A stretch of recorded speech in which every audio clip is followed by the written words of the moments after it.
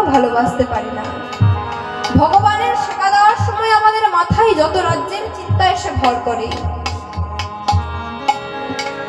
আমরা যে সময় ভগবানকে সেবা দিই, সকালে স্নান সেরে ওই 10-15 মিনিটের ব্যাপার, সেবা দিতে 10-15 মিনিট সময় লাগে। ওই 10-15 মিনিট একটু ভেবে দেখবেন, ওই 10-15 মিনিট আমাদের মাথায় যত রাজ্যের চিন্তাগুলো এসে জমা হয়। এই আমার রান্না বসাতে হবে, এই আমার ছেলে স্কুলে যাবে, এই আমার স্বামী অফিসে যাবে, তাকে টিফিন দিতে হবে, যত রাজ্যের চিন্তা আমাদের মাথায়।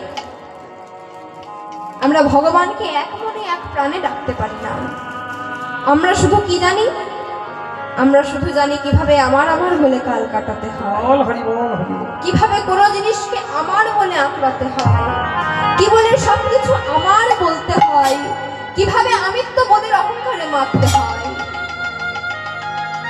আমরা ভগবানকে ভালোবাসতে জানি না। আমরা শুধু আমার আমার করে কাল কাটাই। যখন আমরা মাতৃ জঠরে ছিলাম, 10 মাস 10 দিন, একটা ছোট্ট প্রাণ হেড মুন্ডে ঊর্ধ্ব পদে, অর্থাৎ মাথাটা নিচের থেকে পা দুটো উপর দিকে, 10 মাস 10 দিন ওই জলের মধ্যে, ওই ছোট্ট একটা জায়গায়। ভাবতে পারছেন? এখন যদি 5 মিনিট কারোর মুখটা জলের মধ্যে ডুবিয়ে রাখা হয়, সে থাকতে পারবে না। আর একটা শিশু, সে 10 মাস 10 দিন মায়ের গর্ভে থাকে জলের মধ্যে। আমরা যখন মাতৃ জঠরে থাকি, অর্থাৎ মায়ের গর্ভে থাকি, আমরা ভগবানের দর্শন পাই। ভগবান আসেন আমাদের সঙ্গে দেখা করতে। আমরা তখন ভগবানকে বলেছিলাম যে দয়াময়, এই জঠর যন্ত্রণা থেকে আমায় মুক্তি দাও দয়াময়, আমি আর এই জঠর যন্ত্রণা সহ্য করতে পারছি না দয়াময়, আমায় মুক্তি দাও। প্রভু তখন মৃদু হেসে বলেছিলেন, হে কলিজি, তোমরা যে মুক্তি চাইছো, মুক্তি তো তোমাদের আমি দেবই, কিন্তু তার আগে বলো তো, তোমরা যে বলছো এই জঠর যন্ত্রণা থেকে মুক্তি দিতে, ওই পৃথিবীর মাঝে গিয়ে তোমরা কি করবে দয়াময়? তুমি একবার এই জঠর যন্ত্রণা থেকে আমায় মুক্তি দাও, আমি পৃথিবীতে গিয়ে, পৃথিবীর বুকে গিয়ে তোমার নাম গুণগান করবো, তোমার সাধন ভজন করবো।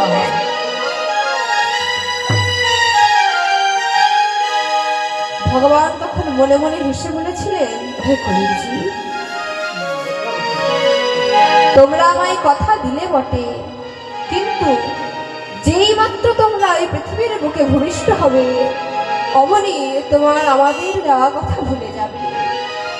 তুমি যে আমায় কথা দিলে যে তুমি পৃথিবীতে গিয়ে আমার নাম গান করবে, আমার সাধন ভজন করবে, যেই মাত্র তুমি পৃথিবীতে জন্মাবে, তুমি আমার কথা ভুলে যাবে। ঠিক হলেও তাই। যে আমরা পৃথিবীর বুকে জন্মগ্রহণ করলাম, অমনি ভগবানকে দিয়ে আসা কথা আমরা ভুলে গেলাম। শাস্ত্রে বললেন, কৃষ্ণ ভোজে 12 তরে সংসারিতে আইনু, মিছে মায়ায় বদ্ধ হয়ে বৃক্ষ সম হইনু। ফল রূপে পুত্র কন্যা ডাল ভাঙি পড়ে, কাল রূপে সংসারে পক্ষে বাসা করে। আমরা পৃথিবীতে জন্মগ্রহণ করেছি এই সুঠাম একটা মানব দেহ নিয়ে। কেন না? ভগবানের সাধন ভজন করার জন্য। কিন্তু আমরা এই মায়ার মধ্যে জড়িয়ে গিয়ে, ভগবানের সাধন ভজন ভুলে গিয়ে, আমরা শুধু আমার আমার করে কাল কাটাই।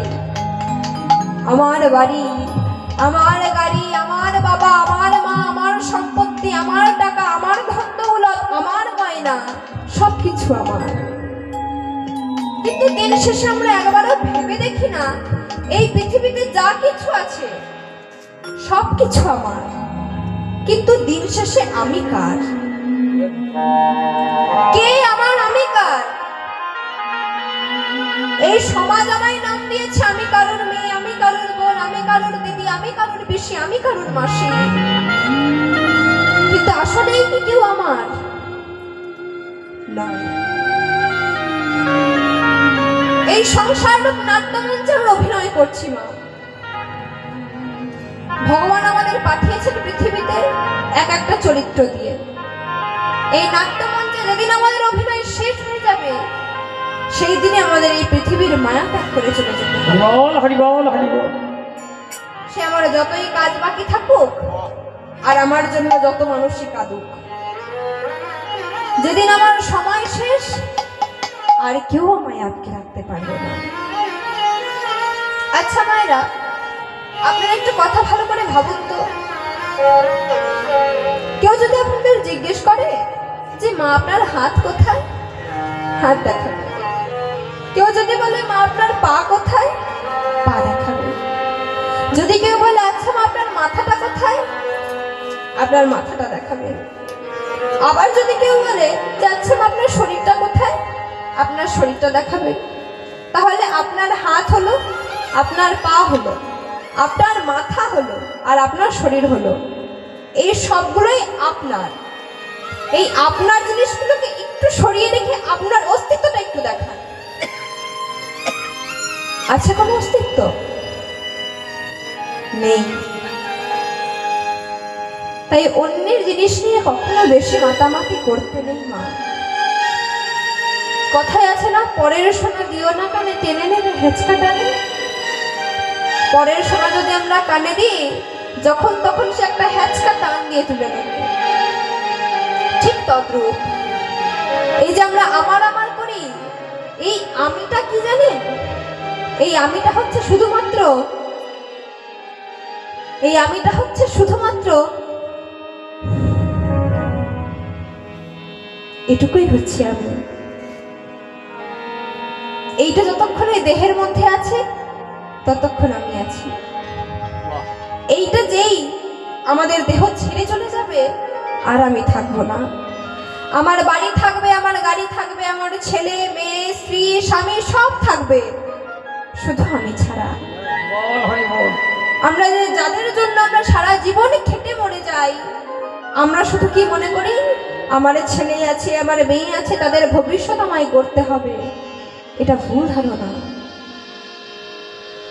কেউ কারোর জন্য জন্মায় না, সবাই নিজের নিজের ভাগ্য নিয়ে জন্মেছে। আমার ভাগ্যে যা আছে আমি সেটুকুই পাবো। আমার বাবা মা যদি চিন্তা করে যে আমার জন্য অনেক কিছু করে দিয়ে যাবে, যদি সেটা আমার কপালে থাকে তবেই আমি পাবো, নইলে কারোর ক্ষমতা নেই আমায় সেটা দেওয়ার। সবাই নিজের ভাগ্য নিয়ে জন্মায়। এই যে আমি এখন আপনাদের সামনে দাঁড়িয়ে আছি, আমার বাড়ির লোক যারা আছে, আমার বাবা মা, আত্মীয় স্বজন, বন্ধু বান্ধব, যত মানুষ আছে, সবাই আমায় খুব ভালোবাসে, সবাই আমায় খুব স্নেহ করে, সবাই আমায় নিয়ে অনেক ভাবে। কিন্তু যেদিন এই দেহটা থেকে প্রাণ পাখিটা বেরিয়ে যাবে না বাবা, সেদিন আমার বাবা বলুন, আমার মা বলুন, আমার আত্মীয় স্বজন পরিবার পরিজনে আমার মেয়ে বলে আমায় ধরে রাখতে পারবে না। একা এসেছি, একাই চলে যাব। এই পৃথিবীতে এসে আমরা বাবা পেয়েছি, মা পেয়েছি, ভাই পেয়েছি, বোন পেয়েছি, সবকিছু পেয়েছি, কিন্তু ততদিনের জন্যই পেয়েছি যতদিন আমার দেহে প্রাণ আছে। আমি যখন মারা যাব, আমার সেই প্রিয় মানুষগুলোই বলবে যে যারা দেখতে আসার আছে তাদের একটু তাড়াতাড়ি খবর দিয়ে দাও। কেন? মৃতদেহ বেশিক্ষণ বাড়িতে রাখতে নেই। এখন যারা আমাকে চোখে হারায়, যারা আমাকে এত ভালোবাসে, যেদিন আমি মারা যাব সেদিন সেই মানুষগুলোর কাছে আমি অস্পৃশ্য হয়ে যাব। আমার অনেক বাড়ির লোক আমায় স্পর্শ করতে চাইবে না। কেন জানেন? আমায় ছুঁলেই তাদের স্নান করতে হবে। যেই মাত্র আমার মৃতদেহটা বাড়ি থেকে বের করে নিয়ে চলে যাবে, আবার সেই প্রিয় মানুষগুলোই গোবর গঙ্গা জলের ছড়া দিয়ে উঠোন ঝাড় দেবে। কেন জানেন? তখন আমি তাদের কাছে অস্পৃশ্য। তাই এই সংসারে আমাদের দামটা ততদিনই থাকে যতদিন আমরা এই সংসারে কিছু দিতে পারি, যতদিন এই সংসারের জন্য আমরা কিছু করতে পারবো, সংসারে আমাদের দাম আছে। যেদিন আর কিছু করতে পারবো না, আর কিছু দিতে পারবো না, সেদিন এই সংসারের কাছেই আমি সব থেকে বড় বোঝা।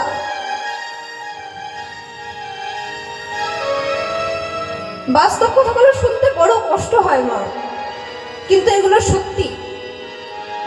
আমি মারা যাওয়ার পর আমার বাড়ির লোক 1 মাস কাঁদবে, 2 মাস কাঁদবে, 3 মাস কাঁদবে। তারপর তারা মনকে বুঝিয়ে নেবে যে আমার আয়ু অতটাই ছিল। তখন তাদের আর মনে থাকবে না যে আমি তাদের কত আদরের ছিলাম। 1-2 বছর পর যদি কেউ এসে জিজ্ঞেস করে, আচ্ছা তোমার মেয়েটা কবে মারা গিয়েছিল গো, তাদের কিছুক্ষণ সময় নিতে হবে সেটা বলার জন্য। আমার মৃত্যু দিবসটা আমার বাড়ির লোকের মনে থাকবে না। আমি তো নেই, আমি তো আর সংসারে কিছু দিতে পারছি না, আমি তো সংসারের জন্য আর কিছু করতে পারছি না। আমাকে মনে রাখার কোনো দরকার নেই। যে যায় সেই চলে যায়, তার জন্য কারোর জীবন থেমে থাকে না, কখনো থাকেনি, এখনো থাকছে না, ভবিষ্যতেও থাকবে না। যে চলে যায় শুধু সেই চলে যায়, তার জীবনটা ছাড়া সবার জীবনে নিজের গতিতে চলতে থাকে, শুধু তার জীবনটাই থেমে যায়। তাই আমরা যে এত আমার করছি, এত আমার করে কোনো লাভ হবে না মা। কেন জানেন? কারণ সেই শেষের দিনে আমাদের সঙ্গের সাথী কেউ হবে না। কোন স্বামী যদি মারা যায়, তার স্ত্রী যাবে বাড়ির দরজা পর্যন্ত, তার মেয়ে যাবে পাড়ার মোড় পর্যন্ত, তার পুত্র যাবে শ্মশান পর্যন্ত, কিন্তু কেউ, কোনো মানুষ আমার বাবা, আমার মা বা আমার স্বামী বলে তাকে জড়িয়ে ধরে তার সঙ্গে পরপারে যেতে পারবে না। সে একা এসেছিল, তাকে একাই যেতে হবে। সঙ্গের সাথে শেষের দিনে কেউ হয় না মা।